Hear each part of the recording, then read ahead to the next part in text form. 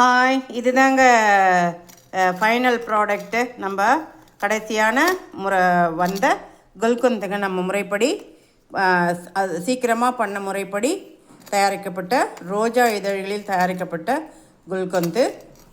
இதை முந்தின வீடியோவை பாருங்கள், அப்போ தாங்க உங்களுக்கு புரியும் என்ன பண்ணோம். நான் சொல்லியிருந்தேன், இதை ஃபைனல் குல்கந்தை நம்ம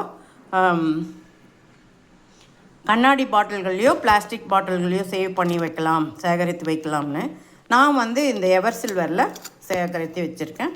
ஏன்னா இதில் ஒரு 10 ஸ்பூன் அளவுக்கு இருக்குங்க. 10 ஸ்பூன் அளவுக்கு, பெரிய ஸ்பூன் அளவுக்கு 10 ஸ்பூன் அளவுக்கு இருக்குது. இதை நான் எப்படியுமே ஒரு 2 வாரங்களுக்கு வைத்து சாப்பிடுவேங்க. ஒரு ஹாஃப் ஸ்பூன் தான் ஒரு டைமுக்கு சாப்பிடுவேன். ஏன்னா என்னுடைய சேர்மானங்கள் வேறு வகைப்படுவதால் அதனுடைய பவர் கொஞ்சம் கூடுதலாக இருக்கும். அதனால் ஹாஃப் ஸ்பூன் தாங்க சாப்பிடுவேன். மற்ற குல்கந்தெல்லாம் ஒரு 1 to 2 டீஸ்பூன் சாப்பிட்ணுன்னு சொல்கிறாங்க. என்னுடைய முறையை பார்த்து நீங்களும் அதை ட்ரை செய்யுங்க. தேங்க்யூ.